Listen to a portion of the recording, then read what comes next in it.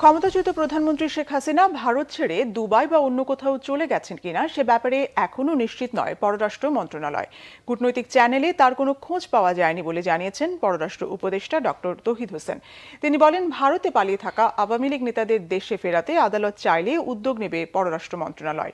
Report করছেন ইমরুল কায়েস। ছাত্র জনতার আন্দোলনের মুখে ৫ আগস্ট ভারতে পালিয়ে যান স্বৈরাচারী শেখ হাসিনা।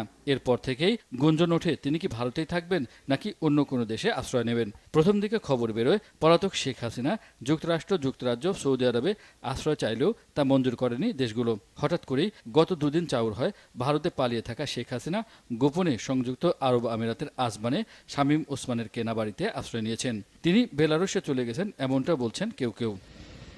মঙ্গলবার শেখ হাসিনার ব্যাপারে পররাষ্ট্র উপদেষ্টা তৌহিদ হোসেনের কাছে জানতে চাওয়া হয়। আওয়ামী লীগের পলাতক নেত্রীর ব্যাপারে পররাষ্ট্র মন্ত্রণালয় এখন পর্যন্ত কিছু নিশ্চিত নয় বলে জানান তিনি।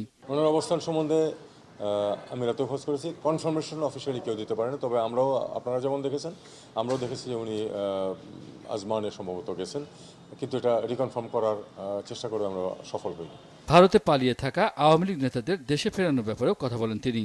যদি মামলা যেহেতু হয়েছে বা হচ্ছে, যদি সেখান থেকে কোর্ট থেকে বলা হয় তাদেরকে হাজির করা হয়, অবশ্যই আমরা তখন তাদেরকে ফিরে আনার চেষ্টা করব। তারা যদি দেশে ফিরতে চান তাদেরকে অবশ্যই ট্রাভেল পাস ইস্যু করা যেতে পারে থিওরিটিক্যালি, এবং তারা দেশে ফিরে আসতে পারে। ভারতের নেতারা নির্বাচন সহ নানা কারণে বাংলাদেশের ব্যাপারে বিভিন্ন রকম মন্তব্য করছে জানিয়ে তিনি বলেন, এসব না করলেই ভালো। কিন্তু এটা ইমরুল কায়েস, বাংলা ভিশন, ঢাকা।